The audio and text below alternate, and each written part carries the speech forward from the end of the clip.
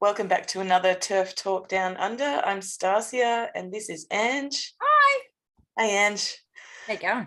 Oh, it's been a busy week for me, quite busy. So Monday, I sat through 2 hours of the Hobart City Council meeting.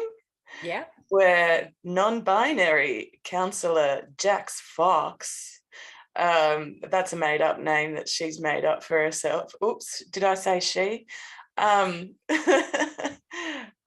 She was trying to have the Coalition for Biological Realities Gender Identity in Law Forum cancelled on the grounds that it might discriminate against trans and gender diverse people.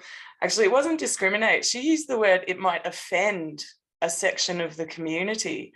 So it's like very totalitarian, trying to have essentially political speech that you don't like banned from the town hall. It's just crazy. So that was a tedious 2 hours, but thankfully 9 councillors voted against that part of her motion. Yeah. And, you know, they cited Tasmanian anti-discrimination legislation could be used against them if they had gone ahead with banning us. So that legislation does protect against, does make political belief, political affiliation, and political activity. Yeah. They are protected attributes under anti-discrimination law. So we would have had a really good case to take them to court over that. And as one of the other councillors pointed out, because the booking had already been made, they could have potentially been in breach of contract law as well. Good.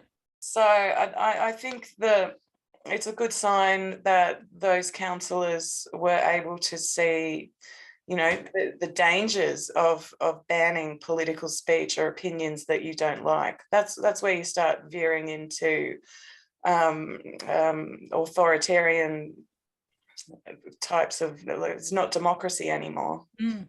I did notice that it was 3 white women who opposed the conference, and it was men and another lady who supported it. Yeah, I don't understand it. I don't know how women can betray each other like that. Well, someone told me that those 3 women all have affiliations with the Greens. Of course. The Greens are just gone batshit crazy with it. I can't pin any of them down to tell me, you know, how a male is a female. Like, you know, they say, oh, but it's not about, you know, stop conflating sex with gender, but they're the ones actually doing it. And I can't pin any of them down. Mm-hmm. I've come to understand that they view woman and man as gender identities. So then these words are no longer tethered to biological reality. So it's just crazy, you know, it's just trying to impose this new language on all of us.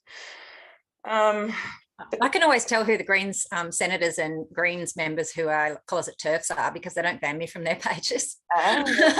There's a few that I can still get a few words in, and I have definitely noticed that even on the Greens, you know, I'll make a comment referring to the need for sex-based spaces or something like that, and I get much more support than I did 2 years ago, even on a Greens page. So, you know, maybe even they're starting to wake up that it seems the only agenda that the Greens have at the moment is the trans agenda. That's all they've got. You know, they're not really doing much about the environment. They're backing, you know, state governments doing some pretty horrendous things with logging and, you know, mining and things like that. And they're the determining vote half the time. And so the only thing that they're 100% committed to, it seems, is the trans agenda. It's crazy. Mm-hmm. Really committed. The other thing that made the news this week, a woman at the Daily Telegraph ran a story about this. In New South Wales, they're looking to introduce this legislation called Zoe's Law, which has good intentions. So it's, for example, if a pregnant woman is in a car accident that is caused by a drunk driver, then they want that to, and she loses the baby, then they want that to be a fetal homicide crime. So that sounds all good and well, but some feminists are concerned that it could potentially criminalize women just for having a miscarriage, which we see in other countries, which is really dangerous. But anyway, so the bill, I think it was in the lower house, and the Greens wanted all these, of their 26 amendments, 22 of those amendments were, they wanted the word pregnant woman replaced with pregnant person. in legislation around child loss and abortion, is that right? Miscarriage, yeah. Like, and that's, you know, that's where it's just crazy. I don't know how people can look at this and not see just how bonkers that is. It's offensive, but people don't realise that that is going to impact on them personally. And until any of this stuff does, but by then it's too late. By the time you're dehumanised to that point, you try and fight back and it's impossible. We found that with self-ID, that just went through, and now we have to deal with it. You know, like the same with the language erasure. You know, it begins with the language erasure, and then the complete and utter erasure of us as separate to men is the next step. Yep. So yeah, that's the Greens for you. Ugh. I wonder how they're going to do it the coming elections, whether they will lose support over this stuff, whether enough people are aware of that this is happening and vote against them. We'll see. We'll find out. I don't think enough people are aware. I don't think they really realise. I think they think it's just some abstract thing. They don't realise that the major parties are also following suit with this stuff. Yeah. I don't know who to vote for. Got no idea. All the parties that I would have voted for traditionally, usually Labor, I was a Labor Party member for 20 years, won't vote for them, can't vote for the Greens, and I can't vote for any of the independent parties because they all support self-ID. So, and childhood gender transition, I'm not voting for them. Yeah. Crazy. We need our own party. We need a women's party. Yeah, I was just thinking that, like, we need some strong women that can have a go at this to step up and run. I won't say it, never mind. But also this week, you know, we had a little win in a way. I was able to go on ABC Hobart radio on the breakfast show with this man, Rick Goddard.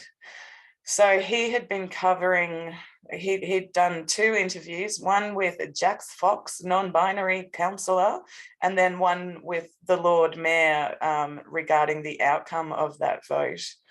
And Isla McGregor down in Tasmania used to run Women's Spec Tasmania. She's a gun. She just hassles the media, hassles the politicians, hassles local council representatives. And anyway, she was able to track down the producer's email address, and I was able to email her and say, look, you've now twice covered this story, and you've only covered one side of the story. So in the interests of impartiality, can I come on and have my say? So they pre-recorded the interview on Wednesday morning. And, you know, this is the first time I've spoken on radio. So I was a bit nervous. I was a bit shaky to begin with. But the reason they pre-recorded it was because they wanted to control what got said. So the things that got left out was my description of sex self-ID laws, because again, the public just aren't aware that we're not talking about transsexual women who have undergone surgery. We're talking about males who haven't had hormones, surgery, nothing. So unfortunately they cut that bit. And then I did also delve into the differences between homosexual transsexualism and autogonophilia. Yeah. And of course they cut that bit. Yeah. Yeah. But I heard what you did say, that they I heard what they did allow, and you made some very, very good points about childhood gender transition and about women's sex-based spaces. So cheers. Yeah, it's good. Look, they have sort of indicated that they're going to explore more in depth the child medicalisation aspect of all this. So I've emailed them a list of doctors that can speak on that, including Roberto D'Angelo from Society for Evidence-Based Gender Medicine.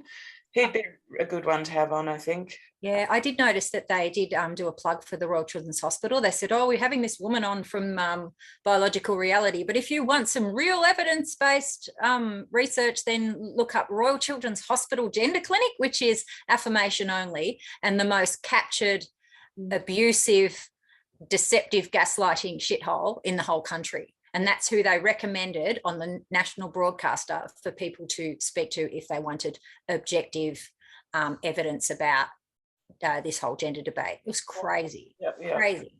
And for those that don't know, Michelle Telfer, who heads the Royal Children's Hospital Gender Service, she was like lead author on the Australian Standards of Care for Treating Gender Dysphoria in Children and Teens. And when she went on Australian Story, she described the standards of care that she had written as the gold standard for Australia. And she stole it from Stonewall anyway. She stole all that from overseas, from the Stonewall recommendations to the NHS in the UK. So she pinched it all, passes it off as her own, and then gives it the gold star, like, you know, most narcissists would.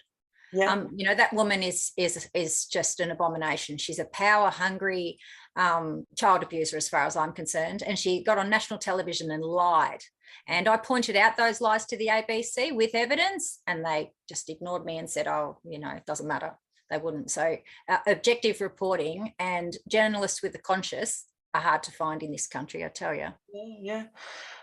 Look, the impression I got after doing the interview was they really do think that we're bigots.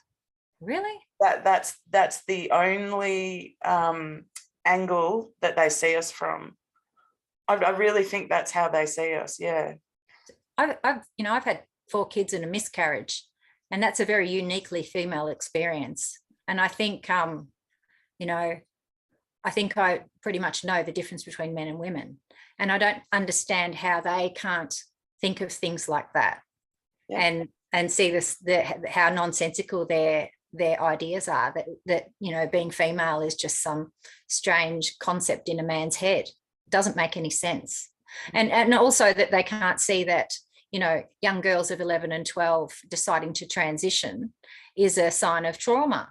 I mean, puberty has been traumatic for everybody. And now in this porn-soaked culture where kids are growing up way too fast, it would be absolutely terrifying. You know, how can they not see that when they think that they're progressive and, socially aware? It's crazy. And half of them call themselves socialists either, and there's no structural analysis to anything that they talk about. It just drives me nuts. Yeah, absolutely.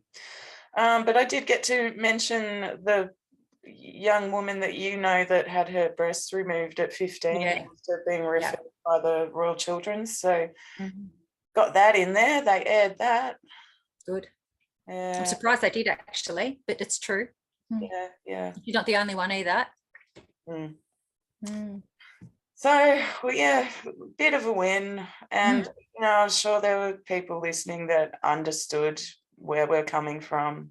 Yeah. But the ABC is just so captured with this. I mean, they have a whole department devoted to promoting the trans lobby position on these things called Queer ABC. And they target that on Instagram. Yeah. Instagram, I'm pretty sure, is sort of a younger demographic. It is. It is, yeah. So a lot of teenagers, a lot of young people in their early 20s. So that's their target market with all this LGBTQIA plus stuff. The plus. Yeah, that's sad. Yeah. So, what else is happening? Beth Rep, her yes. her case finally got reported on in the Australian, so that was good. I think it was 46 out of the 46 that were originally considered to be vilifying comments or posts. Only, I think, 6 of them were on appeal. Only 6 of them were found to be vilifying. Yeah. And a cut from $10,000 down to $5,000. That's okay. Good. Which we fundraised, so hopefully she's not out of pocket. For anyone who's not familiar, that was the case we spoke about last week, where a woman was dragged to a tribunal by a trans person for defamation and, pain and suffering and stuff like that, because of Facebook posts. And most of the Facebook posts that she was in trouble for weren't made by her. They were made by her friends on her public page. So, it's just been an ordeal. And Beth was an active member in a lot of our groups, and she's since sort of disappeared because it was recommended to her she stay offline to not antagonise this person. So she's had her life curtailed by this litigious trans person.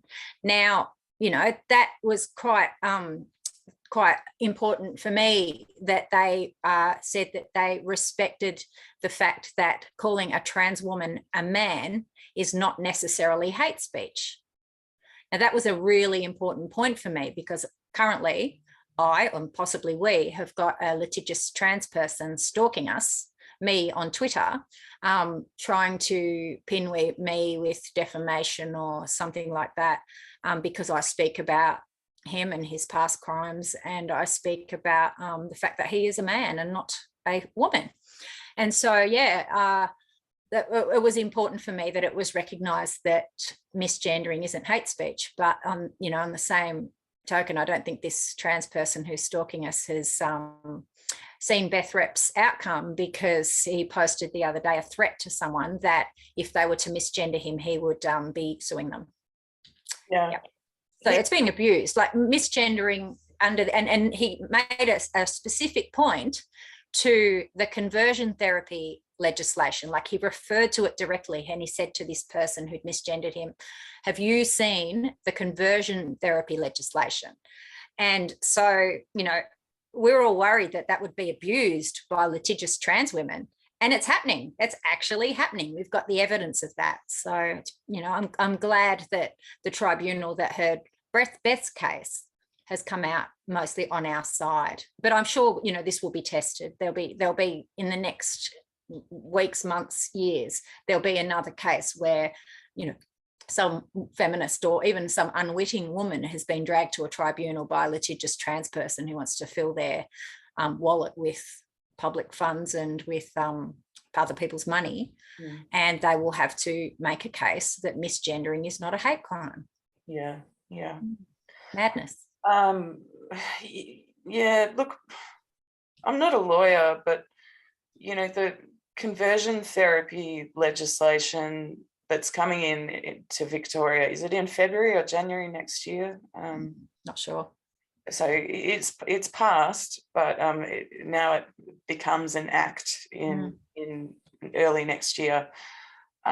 So that guy on Twitter, he referenced that, but surely you'd hope that would be seen as a misuse of the act, that the act isn't intended for day-to-day situations where trans people get misgendered. It's to protect against, full-on conversion therapy. I think it will be clogged up with trans women complaining about being misgendered, and they will clog up the system and they will clog up the process. And a lot of them have the financial means too, especially the ones with a higher media profile. Channel 9 might chuck them a few dollars to sue someone just to get some something to write about. They'll write about anything to do with trans women at the moment. Well, after Dean Danny Laidley had the whole thing where his photo got shared around police officers. He got assistance from the North Melbourne legal team. Yeah. So, yeah, we'll see what happens. Yeah. But, you know, maybe Dean Danny Laidley will become Australia's version of Jessica Yaniv. Yaniv. He is already. And you know, we'll just demonstrate to everyone what an absolute farce this legislation is, and amendments will be called, will happen. Yeah. We'll see. Criminals can chuck on a dress and then become a victim. It's crazy. You know, a victim of misgendering, a victim of reality. Yeah. It's just a bizarre world. If you told me 5 years ago that this would be happening, that, you know, I wouldn't have believed you. It's insane. But it's all to do with money. It's all to do with the exchange of funds and, you know, creating this, and also the erasure of women, you know, trying to turn us into dehumanized commodities so they can monetize our bodies, and they can monetize the bodies of children by getting them on the trans train and a lifetime of medication and you know, thousands of dollars worth of surgery. The otherwise healthy people medicalized for life, it's a huge money train for them. Yeah. And even beyond that, the money that must be changing hands with all this workplace training on inclusion, diversity, and even beyond that, I saw a funny post the other day. It was for underwear for trans men that has a packer. So a packer is, for those that don't know, a fake prosthetic penis that trans men can put in their underwear to sort of pretend they have a penis. Used to be a sock. My friend used a sock. There you go. But yeah, now they're selling underwear that has a packer built into the underwear, so that it's just like, it's out there. It's really out there. And oh my God, isn't that just the epitome of penis envy? Yep. It is. It's sad. It's just really sad. But yeah, talking about workplaces, you know, the unions as well. So not only are workplaces captured, but the place where you're meant to go to have your, you know, yourself represented and your views and your workplace safety and all that stuff represented, the people that you're meant to turn to when your workplace is antagonistic towards you or abusive, they're all captured too. That's right. And the guest we've got, she's just joined the waiting room, so I'm going to let her. How exciting. We have the wonderful Bronwyn Winter speak today. Where's she gone? Just connecting her audio and video, I believe. Yeah. With us in a that's a menacing photo, Bronwyn. She's looking right into your soul. Just have to switch your audio and video on, Bronwyn. Look, Bronwyn's a bit of a celebrity amongst feminists here in Australia. Yeah. A number of years ago, I think it was 2016, back when the ABC wasn't completely captured by gender ideology, they put on a debate about, what was it about? What was the title? Do you remember? Transgender something or other? Yeah. Oh, there she is. It was. Hello. Hello. Hey, Bronwyn. Welcome. Sort of the Minefield, Waleed Ali and Scott Stevens philosophy program. And there was a couple of things. There was the Minefield, where I went toe-to-toe with Raven Connell over the Hannah Moutsey debate. Hannah Moutsey being a trans individual, a male to trans individual who wished to join the Australian Women's Football League. And he was built like a truck. There was a big controversy about that. And I was also in an IQ2 debate, which was That's the one. The subject of the debate was society must recognise trans people's gender identities. I thought the question was a bit silly because we can't tell society what to do. We can tell institutions and politicians and laws what to do, but we can't tell society what they must think, because that would be, well, dictatorial really, and we don't want to do that. But anyway, that was the premise of the debate, and they wanted me to do basically the gender critical position, which I did. The debate was broadcast by the BBC and the ABC subsequently. So I've got, you know, and then my particular section was put up on YouTube and had various feedback. There's been various vilifying comments, but a lot of positive feedback from people all over the place saying thank you for saying what you said. Yeah. We're intimidated, we're feeling scared into silence. And it's really important for people to speak out. So that was, I do these things, you know, every now and then because people ask me to, but, you know, I don't really, as a researcher, because my former job until quite recently was in a university, I don't work on transgender because it really annoys me to have to give the much time. Yep. But, you know, I'm sort of dragged kicking and screaming into doing it because they're just, you know, basically the gender ideology agenda has taken over everything and in quite fascist fashion is dictating to everyone what we should think and what we are or are not allowed to say, which for me is quite problematic in a free and democratic society, as you were telling ABC Radio Hobart just recently, Stassja. Yes, I had a go. Well, it is totalitarian. It's very scary to, you know, like one of the questions he asked me was about what about harm? Trans people are going to be harmed if you have this debate by misgendering. And I didn't answer the question all that well. I think I could have done better on that one, because the threshold for harm is so low in this debate that we can't even talk about what's happening. We can't say that trans women have male bodies. That's considered transphobic. And for us, it's just, that's reality.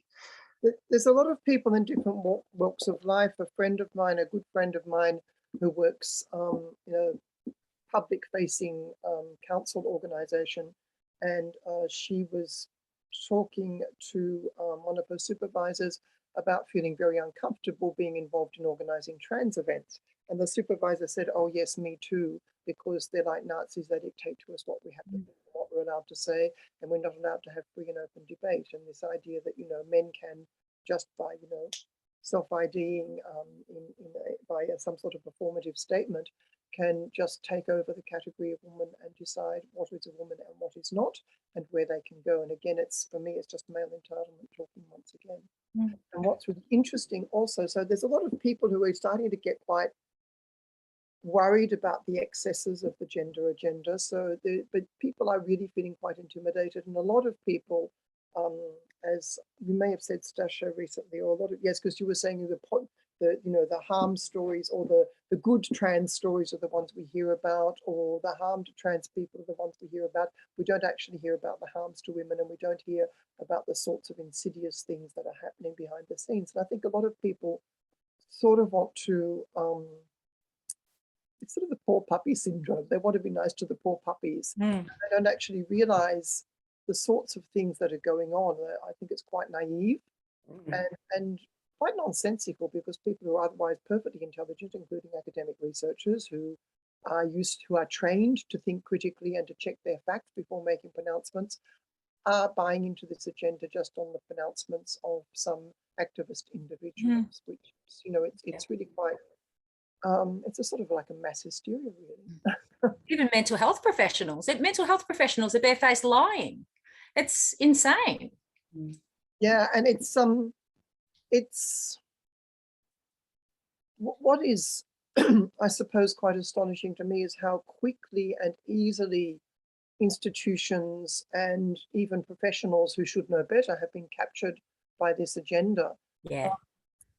We were going to talk about the NTEU today, but I was, which we probably will get to in a minute, but I was co-founder of the union's Queer Unionists in Tertiary Education caucus, aka QUTE, which was sort of fun because I could get up at the union's national council and say I was a cute dyke. But but we had trans people on the committee of QUTE at that time. Well, we had one trans rep, one of the divisions, and we also had There was a trans Indigenous speaker at some of our events as well. Back then, there was no attempt to colonize women's spaces. There was no attempt to silence feminists, including by this trans person. And we had a conversation about women-only spaces, and the trans person said to me, well, you know, why would I go where I'm not wanted? You know, there's room for everybody and there's enough oxygen for everybody. But it was quite clear to me that the trans person, while respectful of lesbians, really had no lived understanding of women's experience. I mean, you know, feeling like a woman, nobody can know what a woman feels like. There's no sort of essence of woman floating around, but there is a collective experience that women go through in our societies, which are quite misogynist and male supremacist. And so there are sort of commonalities of experience that women do encounter, and there's a commonality of embodied experience as well, not only through reproductive functions, but also other sort of secondary health things.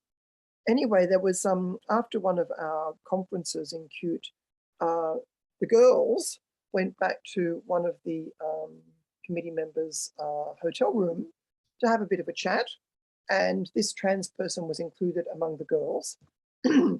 And nobody had any particular issue with that at that time, because there wasn't anything, you know, it wasn't about domestic violence or other sorts of safe space issues. One of the people in the conversation in the evening talked about having had a breast cancer scare. And when she mentioned that, we all instantly went, ah!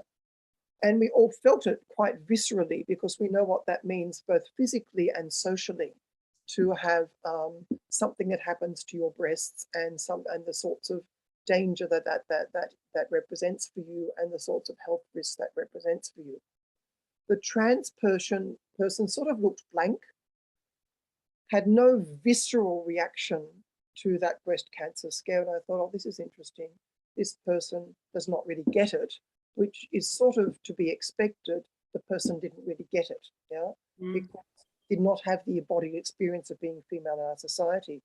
20 years down the track, or 21 now, but 21 years down the track, we have a very powerful agenda that's been extremely well funded, has had Denton's law firm giving them advice about how to push the propaganda and so on.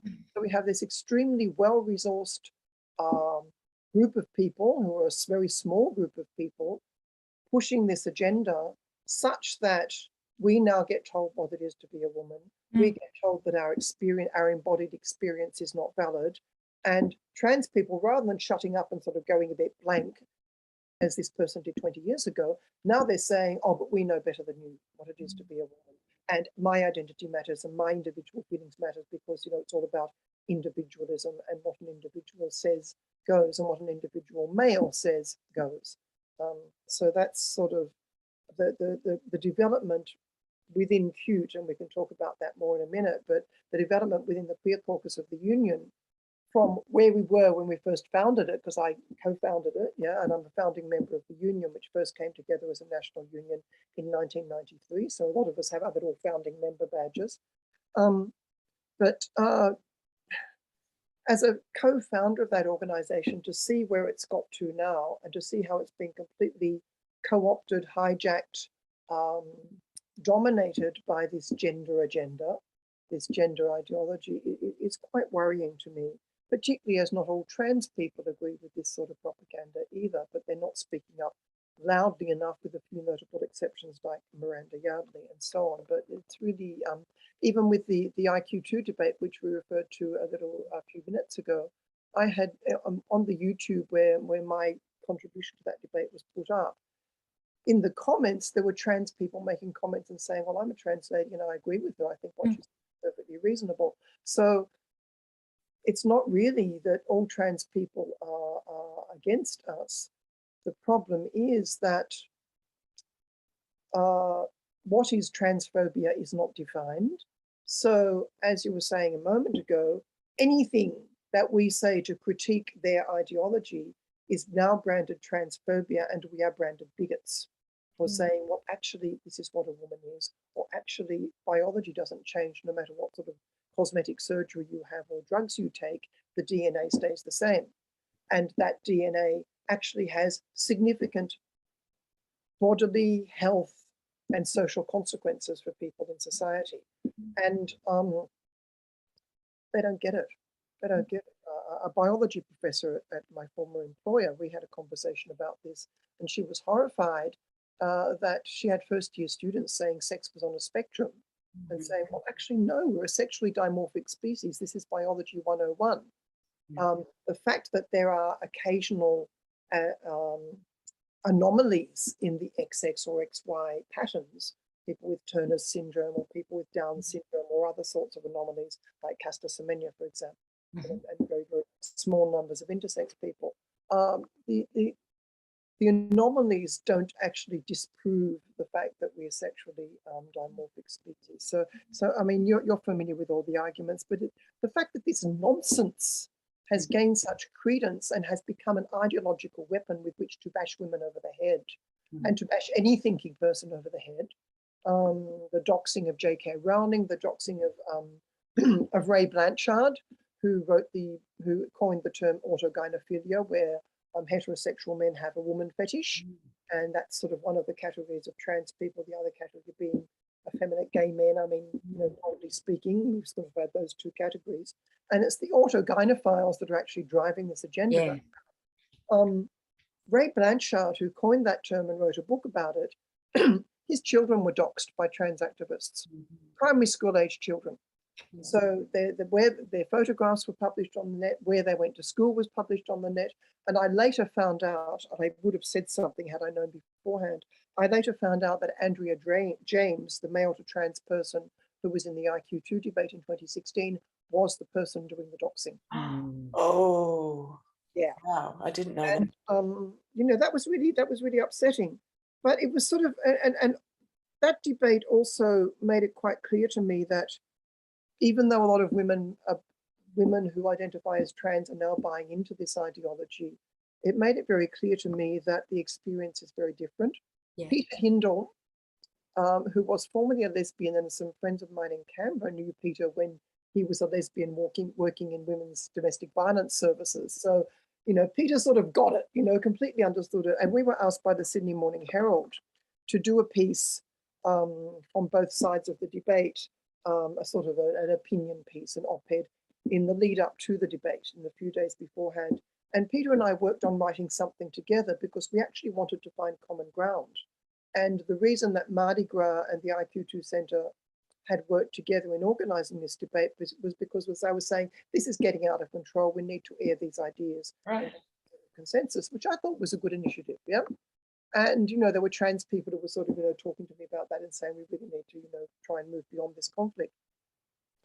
And Peter and I wanted to write a piece together, focusing on the things we agreed on and, sort of mentioning the things we disagreed on, but also focusing on the things that can help us move forward. Yeah. The Sydney Morning Herald didn't want that. They wanted two opposing pieces. So we ended up having to write two opposing pieces. So the media are sort of buying into this conflict and constructing it. Yeah. Even when we can find terrains of agreement, the media don't want to know. And the guy who interviewed you, Stassja, on ABC Hobart, I mean, talk about biased journalism. Yeah. I mean, he just set it up in such a biased way. Yeah. And there wasn't really any journalistic neutrality or objectivity. And I usually think the ABC gets a bum rap by right-wing governments being accused of not being objective, because mostly they are. But on this particular issue, they are absolutely not. Yeah. There was another, sorry. I had a over the phone interview with a journalist from the Mercury, which is a major newspaper in Tasmania. And the impression that I got from him over the phone was that he didn't give a shit either way about this debate. I don't think he cares about transgender people or about women's issues. He just wanted to write something that would continue the controversy. And yeah. Yeah, because it sells copy, it sells papers, it sells, sensationalism sells. So, if we can beat up a story, then, it sells. And it wouldn't be the first time that media have beat up stories. There was a case of mistake. It's too complicated to go into, but it involved an Iranian woman involved in the 2009 uprisings in Iran. And there was a case of mistaken identity. A photograph of someone else was put up on Facebook. The BBC went, oh, right, and did a big story about it. And then the woman whose photo was mistakenly put up on Facebook ended up getting harassed, had to leave Iran, had to seek exile somewhere else because she had been more or less doxxed inadvertently by people who hadn't checked their facts. So even quite reputable journalists can do that. And social media makes it very easy. Social media, I don't think social media has caused what's going on at the moment, but it certainly doesn't help. And it certainly provides, and it does for us too, it provides echo chambers where people can feel reassured about what they think and find communities of like-minded and so on. And, you know, we have such echo chambers on social media too, so I'm not saying it's a bad thing, but it's really, I'm seeing anti-vax stuff on social media at the moment, including in the name of feminism. And I'm quite appalled to see how people are falling for this sort of bullshit and not checking their facts. Excuse me one moment. Okay. While Bronwyn's doing that, let me read out for you what I think it's the Queer Unionists in Tertiary Education. I'll just read out a little bit of what they sent around to their members this week. They said they're trying to get this motion passed. I'm sure Bronwyn can tell us about it. But one thing they said was, specifically, we are calling on the union to condemn gender critical ideas. Gender critical is a word transphobes use to pass off hate speech as legitimate academic work. It is hate speech. It is a form of bigotry which targets at-risk groups, blah, blah, blah. What do you think of that? Like, that must be just heartbreaking to see, you know, a caucus that you helped set up turn into that. When did you notice that this was happening within the union? I noticed it happening when they started hounding a woman a year or so back. Started harassing a woman called Virginia Mansell-Lees, who was convener of QUTE up until fairly recently, and who had signed the Women's Declaration on Sex-Based Rights, as a number of us have.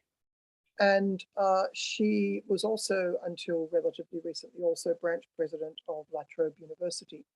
And Virginia was also one of the founding members of QUTE, 20 years ago.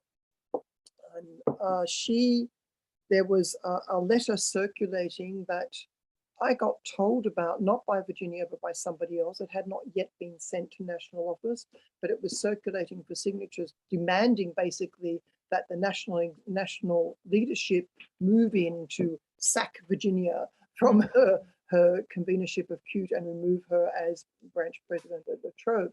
Now, we're a democratic union. That's not how things function. Leaders of caucuses are chosen by the caucus. They have, their own internal elections. Branch elected officers are elected by the members at that branch. New South Wales and national officers are elected by the membership at New South Wales and at national level. And every single financial member of the union, apart from associate members such as myself, now I'm retired, has the right to vote in those elections. So basically, the petition, which Amy Sargent, and we're going to come back to Amy Sargent in a moment, was the initiator of, was demanding that the union behave in an anti-democratic fashion and against its own rules to suppress, and not even because she'd done anything apart from sign this declaration. Yeah, so they basically wanted to remove just because she'd signed a declaration with which they did not agree. So crazy times. Yeah, so it would be, so I saw this petition and I saw the signatories on this petition, and there were a number of academics at my university, which was the University of Sydney, a number of academics at that university who I have been on the same side as in union activism, because, some terrible things are happening to staff at my university. Really significant erosion of working conditions, which is quite worrying, and lots of jobs for casuals, which has been talked about quite a lot in the media. And I'm one of the people who actually ended up benefiting from that in a way, because I accepted a large redundancy payout. Good. And a lot of people who were younger than me also took redundancies because they were just fed up. But people my age who are not far off retirement took redundancies as well, because a lot of them just said, that's enough now. We cannot stand this anymore. And a lot of my colleagues were unable to take redundancies and are sort of basically trapped because they're mid-career academics, or they're, they're in their 30s or 40s, and or not just academic, professional staff too, and they have young kids or whatever, but they're not in a position to just take a redundancy and walk out. Anyway, closing that parenthesis. So these people with whom I'd have really constructive conversations, we'd been on the picket lines together, we'd been in union meetings together, we agreed on many of these terrible things that are being done to staff at the university, and quite intelligent people. Some of their research I know, and and they're smart people, they're not stupid. And they have that university training as critical thinkers. Some of them were PhD students, some of them were already working as academics and so on.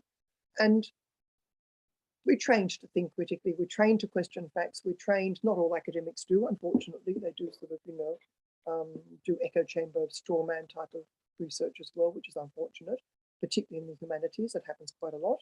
But we are trained to think critically and to check out information.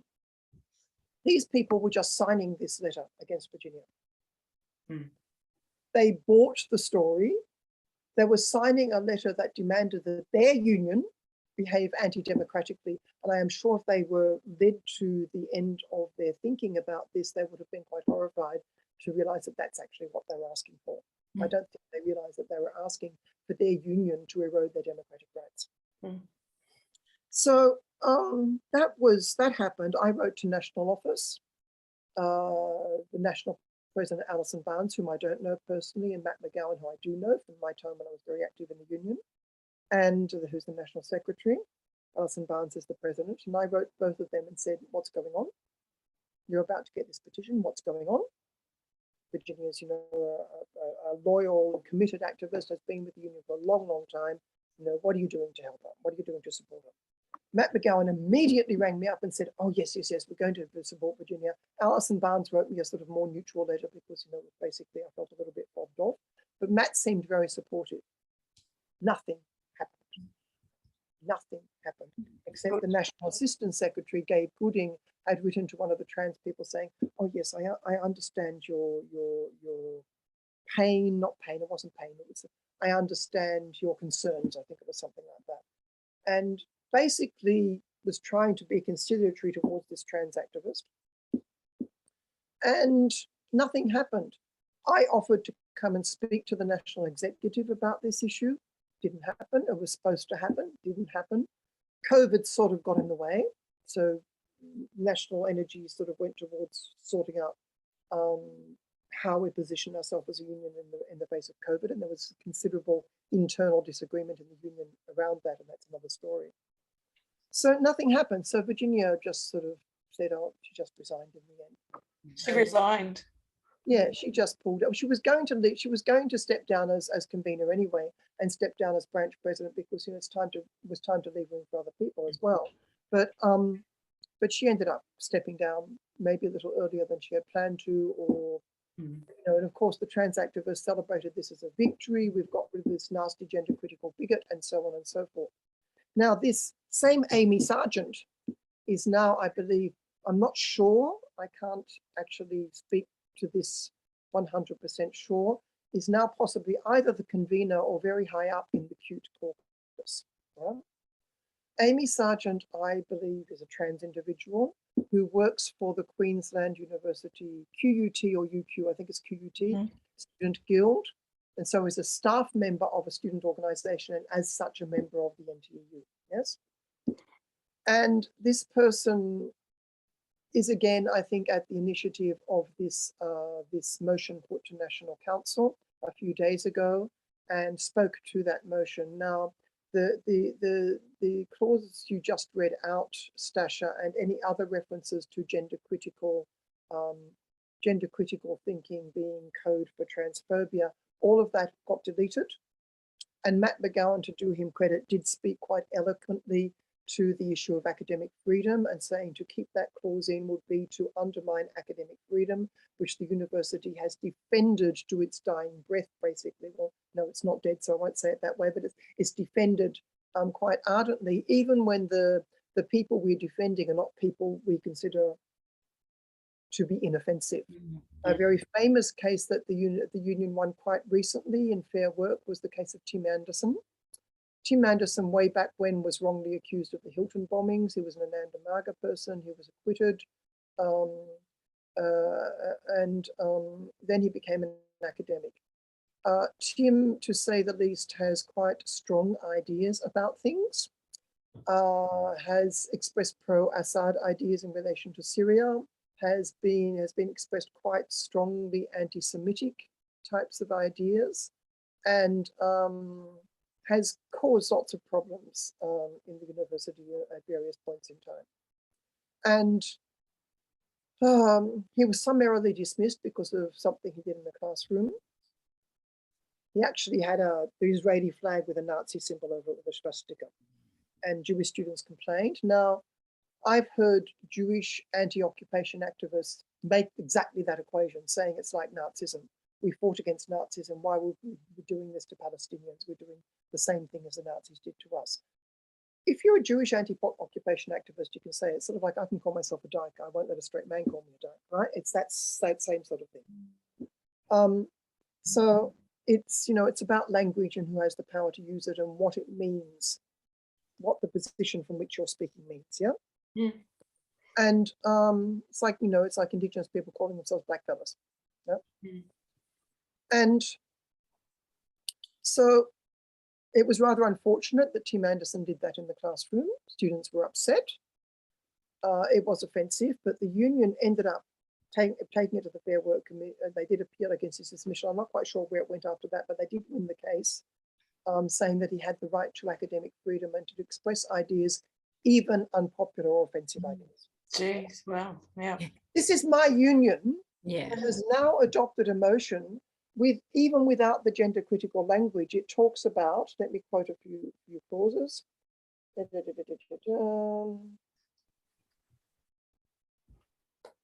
Homophobia, heterosexism, biphobia, intersex phobia, transphobia, and other forms of prejudice and discrimination against LGBTQIA+ people in the workplace in Australia and worldwide.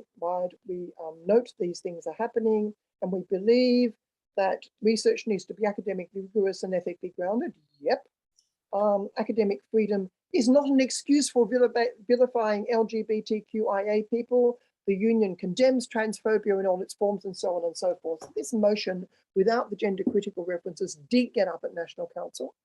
There is no definition of what transphobia is in that motion. And there is, and when we talk about academic freedom should not be an excuse for vilifying transgender people. Well, we defended Tim Anderson, who actually has made statements and produced images that are quite offensive. We defended Tim Anderson.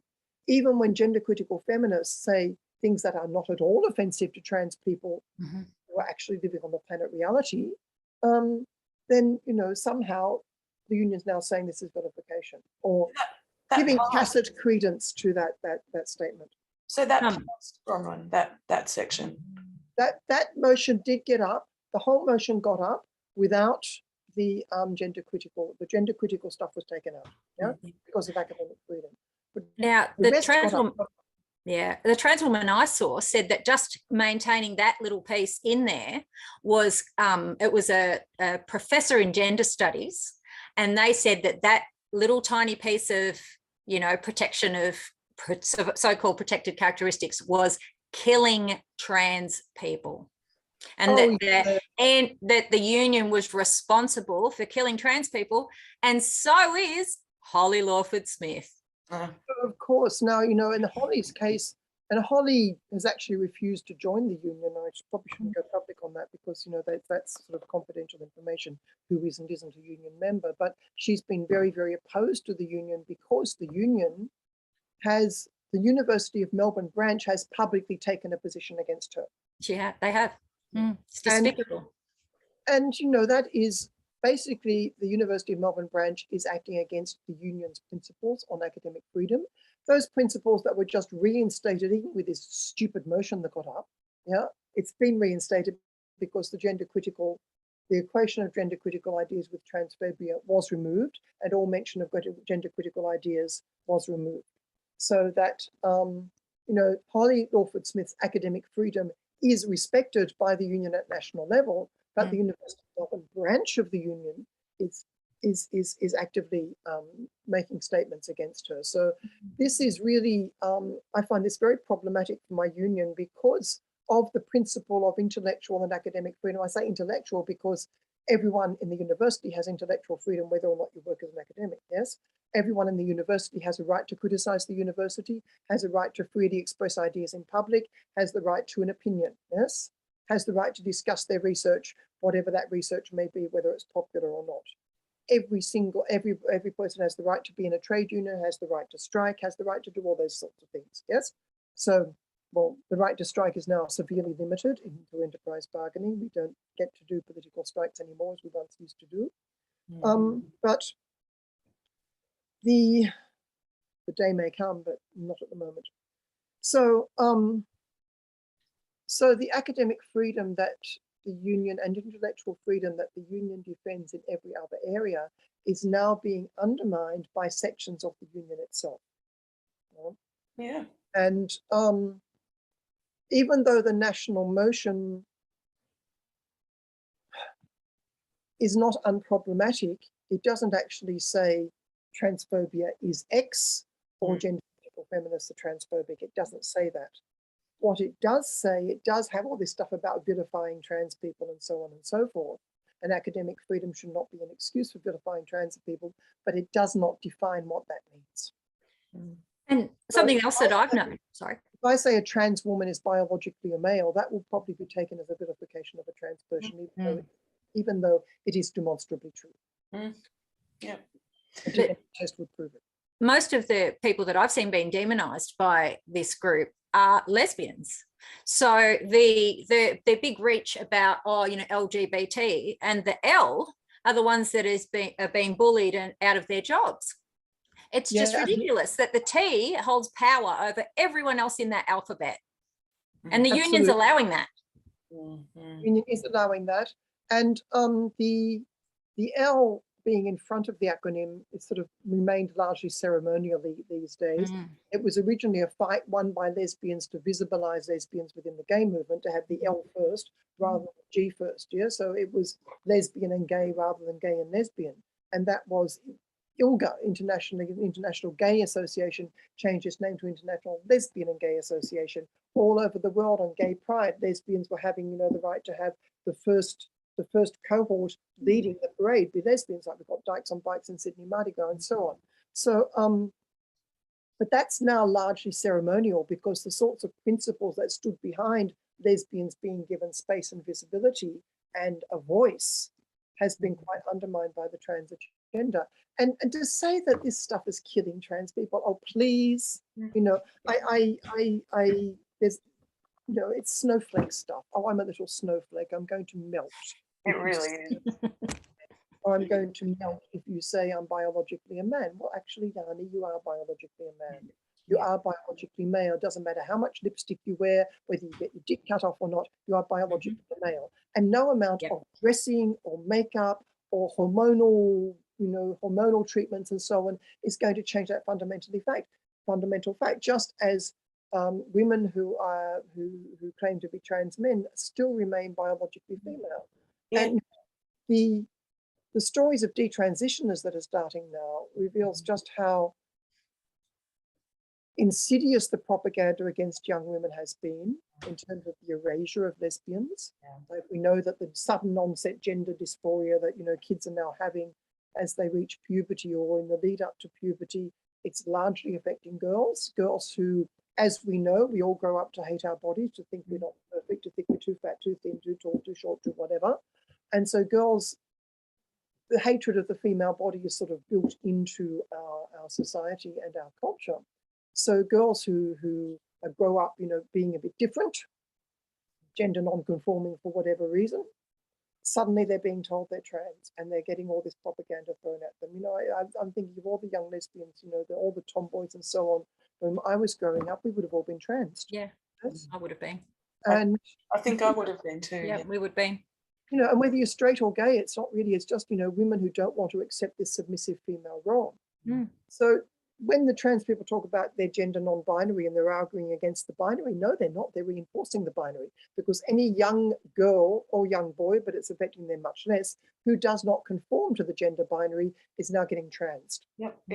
Look at the stories of detransitioners. We realize how much damage this has been doing to young women. And we do not know the long-term effects of the puberty blockers and the drugs and so on. It's frightening. I'm pretty sure that available research talks about shortening life expectancy, but I think there are other problems too. Sterility, we know, is one issue. That the sorts of the hormone treatments you do take and the puberty blockers and so on, they do cause sterility. Women's hair falls out when they start taking the testosterone and other treatments. So it's it's really a big deal. Absolutely. And the other issue affecting young lesbians is they're being told that being a lesbian means that you accept people of the same gender as you.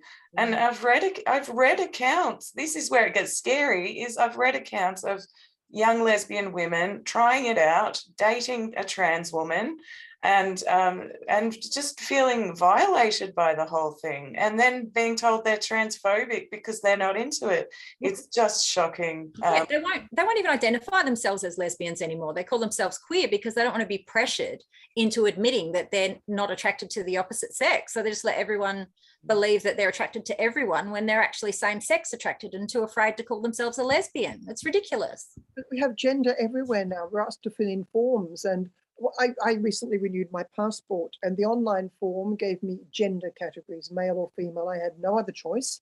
I wasn't even allowed, prefer not to say, or non-binary. I wasn't even allowed that. I had to choose a male or female gender. Then my passport has me as female sex. Good. Yeah. Even our institutions are getting this mixed up. Yeah. And the trans activist ideologues are semantically slipping these around, like using them as little juggling to use whatever term suits their agenda at the time. So we have sex is now on a spectrum. We have multiple genders, whatever the hell that means, and so on and so forth. So we're aware of all the language. But what's concerning me about what's happening in my trade union is that the very principles of intellectual freedom and democracy and right to expression and right to pluralism, when we're grouped around a single purpose of workplace rights, is being undermined and contested. This I find extremely concerning. We have union members who vote Liberal. We have union members who aren't in political parties at all. We have union members who have quite conservative ideas that I would think are conservative. We have, maybe the lunar right isn't in the union, but there's quite a range of ideas among the union membership. Range of ideas about vaccination, range of ideas about trans, range of ideas about feminism, and so on. And we sort of have to accept those ideas in relation to Israel and Palestine. I have a number of colleagues who are, on sort of both sides of that debate and sort of in the middle as well. And, they have varying opinions on what's acceptable and not acceptable. But, they also understand that we have intellectual freedom and these are difficult issues and we have to be able to talk about them. And the union has not taken a stand on Palestine for precisely that reason, because it's an incredibly historically and politically complex issue. And we have members who are on the Jewish right, We have members for whom Israel is basically a giant refugee camp, and on one level it is, So most of them would not support the occupation, but at the same time, they're not very fond of voices that are critical of the Israeli state. So it's a real hot button issue among our membership, and the union stays right away from it. For that reason, because the union cannot buy into those debates, because we have Jewish organizations funding positions in our university, and they're coming from the Jewish right. So we actually, we're undermining people's jobs if we get too outspoken about certain issues. So they understand that with relation to that hot button issue. But when we're talking about women's rights and transgender ideology, oh no, let's throw it out the window. Yeah, yeah. And that is, I am glad that the gender critical stuff got left off the motion at National Council, and those who supported it basically said, well, you know, the devil's going to be in the detail. They're going to have to prove that there has been vilification. They're going to have to prove that there is transphobia. We can make this, you know, warm and fuzzy statement, and in terms of practical consequences, well, you know, we'll see that further down the track. Yeah. So I think a lot of people said, yeah, transphobia isn't okay. And on one level, no, it's not okay. And like, everybody has the right to work. Everybody has the right to work in decent conditions. Everybody has the right to present physically in the world how they wish, to dress how they like, to wear makeup, not wear makeup, and so on and so forth. When we get to toilets, that's another problem, but we need unisex toilets, or we need toilets with porters in cubicles, things like that. And that's not hard to do. Yeah, it's really not hard to resolve. But, you know, no, we have to have men going into women's toilets. It will be so simple to resolve, but they're not dealing with that. Yeah. But on that, you know, and even universities are even now sort of, you know, giving us training, and where we sort of have to say, well, we can't pass the training, we're required to do it, and we can't pass the training. It's about harassment and bullying and diversity and so on. We can't pass the training unless we said, yes, you can go into whichever toilet you feel suits your gender identity. Have to say yes to that, or we don't get to pass the training. And if we don't pass the training, we have a black mark and we get sent for misconduct or even knows what else. So, you know, universities are getting woke around this sort of stuff as well, as we know with Duncan Maskell, the University of Melbourne and Mount Holly Lawford Smith. But it's beyond that. Transgender, non-transgender, gay, straight, whatever, disabled, non-disabled. I mean, we have a range of presentations in the world, some of which we're physically responsible for, and some of which, you know, are beyond our control. We all have a right to a job, and we all have a right to have decent working conditions. So as far as I'm concerned, way back when we were setting up QUTE and this issue arose, and I was talking, you know, about with one of our industrial officers who, she doesn't work there anymore, but in New South Wales, who's lesbian, and we were sort of disagreeing a little bit about this. And, you know, I was saying, what about women's safe spaces and blah, blah, blah, blah, blah, and, you know, men can't be women. And she was saying, yes, but, yes, but, yes, but. And I sort of said, okay, workplace rights are workplace rights for everyone. You want to wear a dress and makeup, or you want to present in the world as female or effeminate or male or whatever, or butch or, you know, whatever, then you still deserve to have a job. Because part of being human is having the right to a livelihood, to put a roof over your head, to have work that we hope can be meaningful. Often it isn't, but, you know, we all have those sorts of basic rights. Absolutely. So trans people have that right too. Absolutely, and I've said that before, that, you know, in the past it's been that work that's available to transgender women is prostitution and pornography, and what else? So, you know, absolutely, it's time to find better ways to bring this section of the community in, and but the way that they're going about it, it's just become aggressive, and it feels like colonization, and, you know, women are angry and have every right to be about what's happening. But look, Bronwyn, we're going to have to wrap it up quite soon.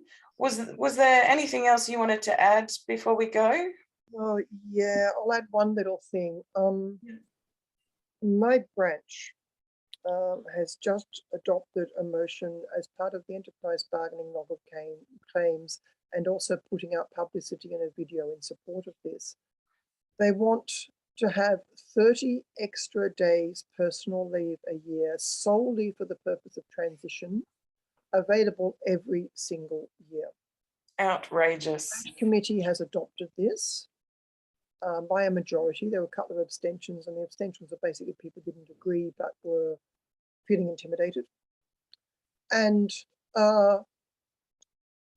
we already have 10 weeks personal leave per year, which the university has tried to get rid of, but we have fought to maintain and been successful in doing so, because the average personal leave taken per year per employee is something like 8 days, you know, so it's not a lot. So the whole 10 weeks don't often get used, but within those 10 weeks, there's all sorts of things. There's carers leave, there's, you know, you have to go and have an operation, including cosmetic surgery, including transition surgery, and so on and so forth, yeah? And of course, sick leave. In addition, we have 20 days domestic violence leave, which is quite specific, and that was something that was pushed for very strongly by a woman called Ludo McFerrin, who used to be working in the DV clearinghouse at the University of New South Wales, and other unionists, and the Victorian Public Service adopted this, and universities around the country have started adopting it too, that women being subjected to domestic violence have quite specific needs on top of whatever sick or carers leave and so on might be. Now, trans people are sort of making the same argument, but they're arguing for much more leave, and they're arguing for it to be every year. We also have 5 days special leave for Indigenous people to attend ceremonial obligations, which is not available to any other religious minority. Anyway, so these 30 days, which are already available under personal leave, are being asked for. So we have this infinitesimally small minority that is demanding these 30 days when universities are claiming that they don't have money to give people pay rises, they don't have money to maintain people's jobs, which they actually do, particularly in the GO8s, particularly in the major universities such as the University of Sydney, the research-intensive universities, they're doing pretty well financially. But they're making these arguments, and then we're saying, well, rather than spend money on employing more staff, let's spend money on this nonsense issue. So if people want to go, if consenting adults want to go and have their bits messed with and take hormones, well, that's their business, yeah? But for it to become a demand in a log of claims and enterprise bargaining at a time when we're facing pressures on academic workloads, we're facing job losses, we're facing endemic workplace bullying and stress and work overload, to be focusing on this and foregrounding this as something the union branch is giving time to, for me, is completely unacceptable, because we have some honest to God life and death issues that are affecting our members every day, and transition is still possible under personal leave. So it's really, for me, it's inequitable. The basic principle behind this particular demand is it's outrageously inequitable. Why is this tiny minority getting this, demanding this privileged treatment that other people aren't getting? And to me, it makes absolutely no sense that you would need that 30 days every year. Yeah. If you've gone through your transition, isn't that, pretty much it? That's right. Doesn't make sense. It makes absolutely no sense, but it's ideological. Yeah. Most of this stuff does not make sense. It is ideological.